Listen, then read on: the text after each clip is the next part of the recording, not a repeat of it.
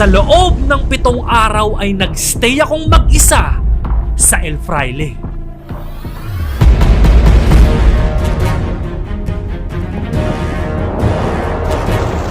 Shit!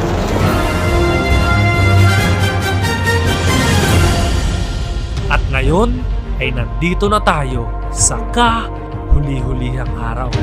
Ang dami na nating pinagdaanan. Nandyan yung pagkatakot, lungkot, saya, tawa, pagkadismaya, pagkabighani, at isang malakas na bagyo.